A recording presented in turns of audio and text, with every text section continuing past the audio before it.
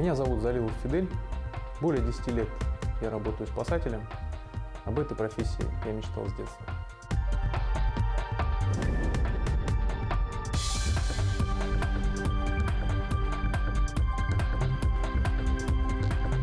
Вырос я в не самом благополучном районе Уфы. И можно сказать, что детство было боевое. Благо, в определенный период жизни повернулся мой путь на 180 градусов. И я ушел от своих одноклассников, однокашников в другую сферу туризма, который меня воспитал и который меня вырастил, по сути. Это детский туристический клуб. Вот этот круг общения, вот эта среда, атмосфера вырастила вот таким, какой я есть сейчас. Я из обычной рабочей семьи, отец был сварщиком на заводе, мать работала всю жизнь лаборантом тоже на заводе, на химпроме и на цирковом заводе. Повисни сначала, повисни. Давай, поехали.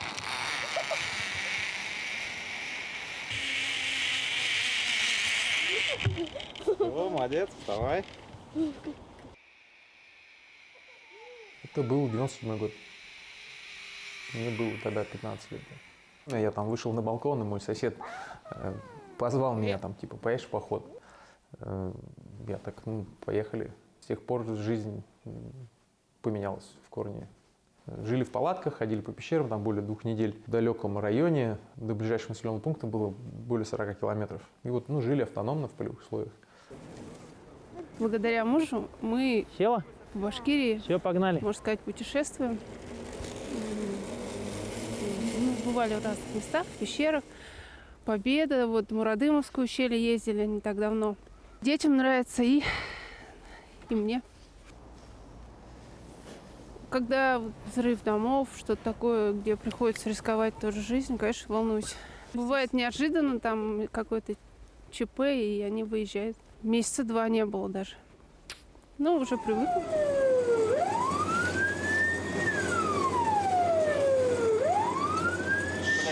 Каску одевать, не моя. Фонарик горит. Каску одевать, не моя.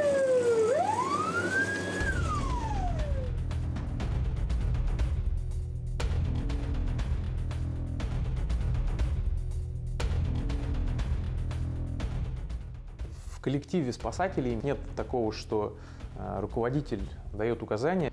Каждый спасатель должен быть индивидуальностью, выполнять задачи, не ориентируясь ни на кого вокруг. Он должен принимать решения здесь и сейчас. Если взять каждого спасателя в отряде, то каждый может, по сути, отработать любую задачу на 5 с плюсом даже.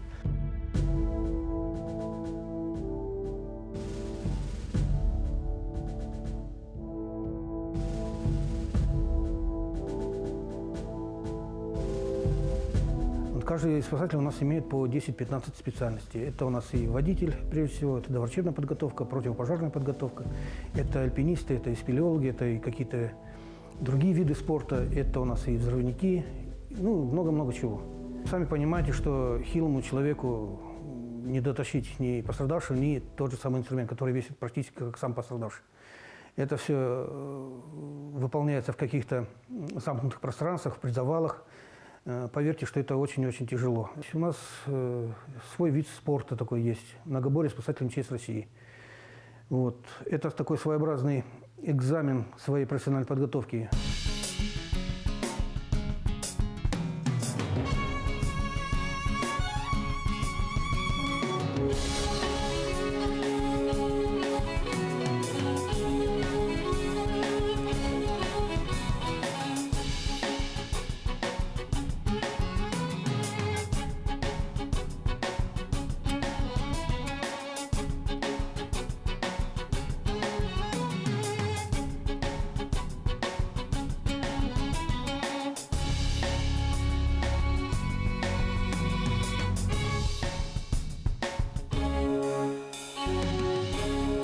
Идея какая? Сделать личную полосу препятствий спасателя, которая будет включать в себя работу со всеми видами инструментов, которые чаще всего мы применяем. Все минимизировано, но идея в том, чтобы каждый поработал со всеми видами инструментов.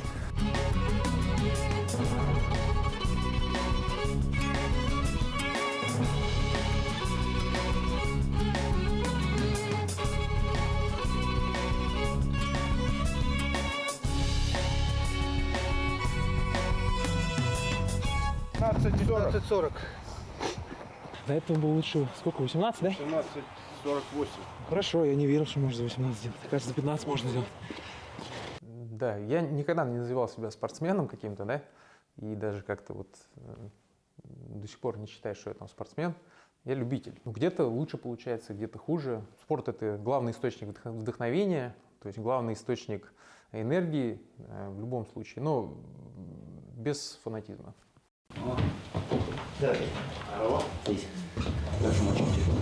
Отлично. Температуры нет? Температуры нет, самочувствие отлично. Посмотрим сейчас. Все, к работе могу приступить? Да, к работе ты готов. 20 лет еще подойдет, Сейчас позову.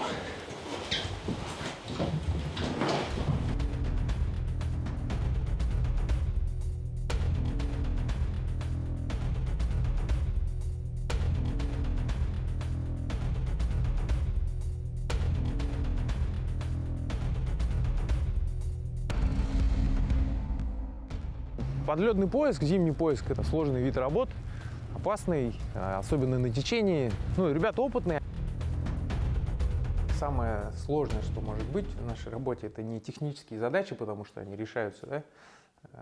Если ты не знаешь, ты можешь спросить там, у коллеги, либо узнать там, у этого. А именно вот эта психологическая составляющая, психологическое воздействие именно со стороны родственников, оно одно из самых сложных в работе спасателя. То есть как с этим бороться, как с этим работать. То есть когда тебе нужно выполнять техническую часть, а у тебя тут над головой еще такой большой психологический груз, там, когда это рядом с населенным пунктом, да, там, с деревней, например, какой-то, там полдеревни съезжается и пытается там как-то все это разрулить. Справляется каждый по-своему. У каждого спасателя, я считаю, должна быть такая здоровая доля здорового цинизма. Потому что если слишком близко к сердцу принимать вот все ситуации чрезвычайные, то, наверное, очень тяжело все это пережить. Поэтому немножко абстрагируешься, когда работаешь, особенно когда работа идет с пострадавшими, которые очень тяжелые или погибшие. Ну, справляемся.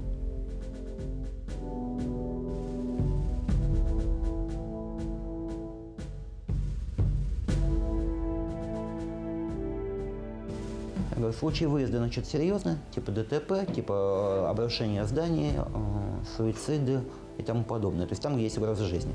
Медик выезжает обязательно. Просто получается так, скорая помощь, она по закону не имеет права идти туда, где опасно. Им нужно вынести к машине пострадавшего. А чтобы вынести пострадавшего к машине, очень часто нужно оказать ему помощь. Ну, хотя бы наложить шины, обезболить и прочее. Вот, он может быть в колодце, он может быть в подвале, он может быть на каком-то козырьке здания, да где угодно может быть. Зажатый в машине, а машина может лежать там где-нибудь под мостом во враге. Хватаешь вот этот чемодан и убегаешь. Перчатки, каска, фонарик. Фонендоскоп, тонометр, минимальный набор инструментов, асептики, капельницы, ну, жгут, естественно. Шприцы, само собой, без них никак.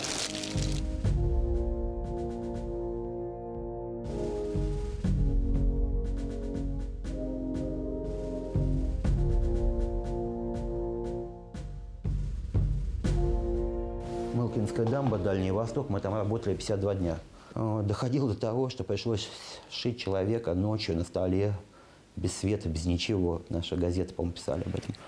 Вот. Слава богу, все хорошо закончилось, нормально.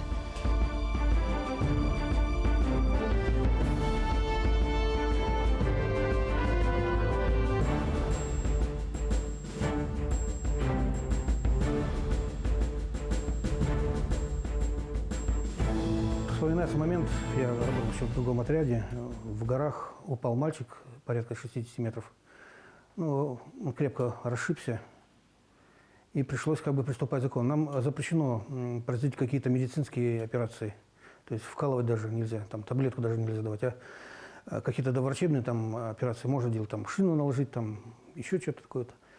Вот. И этот мальчик у нас просто уходил на руках. А тащить его надо было 1,5-2 километра. Прям по отвесным скалам спускать на веревках. И ему в сердце вкалывали адреналин. Вот. То есть мы приступили закон, как бы, да. Но, тем не менее, спасли пацану жизнь. Мы, когда его принесли к карете скорой помощи и передавали медикам, медики посмотрели на характер повреждений его, сказали, это вы нам труп принесли. А на самом деле мальчик жив был. Ну, здесь или гордишься, или не зазнаешься, конечно. Ну, просто это какой-то вот отпечаток на сердце или душе остается, что ты сделал благое дело. Дело в том, что на севере Уфы, как вы знаете, да, множество нефтеперерабатывающих заводов. Вот здесь мы хотели показать нефтеперерабатывающий завод. На одном из заводов надломился оголовок трубы на высоте порядка 150 метров и весом около 200 тонн. То есть, если обломок этого упал на коммуникации завода, ну, на трубы, на магистрали, где проходит газ, там нефть, бензин, керосин и так далее, могло возникнуть большой пожар, взрыв, и специалисты даже прогнозировали сильное землетрясение, порядка 9 баллов на всей территории Уфы. Уфа практически могла уже не существовать, полностью разрушена. И эта операция даже занесена в книгу рекордов Гиннесса. Так что запомните, первая масштабная спасательная операция МЧС была проведена у нас здесь в Уфе. Здесь мы вам покажем работу инструмента, для чего он применяется, в каких случаях он применяется, и его способности, возможности. Начнем вот с гидравлической станции, от которой работают все наши основные инструменты рабочие.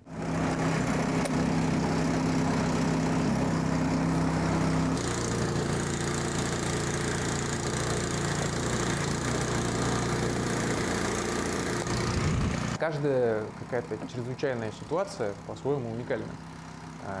Очень мало повторяющихся каких-то аварий, катастроф, и в каждом случае нужен такой индивидуальный подход, так скажем. То есть именно поэтому вот есть у нас какие-то опытные такие, да, там старожилы, можно сказать, которые, может быть, там где-то по своей физподготовке, может, где-то не дотягивают, но у них есть огромный багаж знаний, которые они приобрели там в течение там своей там 20-летней практики, да, и именно ответы на вопросы, на которые, по сути, нет ответов ни в одном учебнике, ни в одной литературе, как решить ту или иную задачу. Ну и вот при помощи здоровой молодежи и умного мозга можно решить самые сложные задачи. Мне кажется, спасатель все-таки это, наверное, не столько вот конкретно профессия, сколько образ жизни. То есть тут я считаю, что все-таки нужно мыслить немножко по-другому. То есть никакого меркантилизма. Вот. Просто это должно нравиться.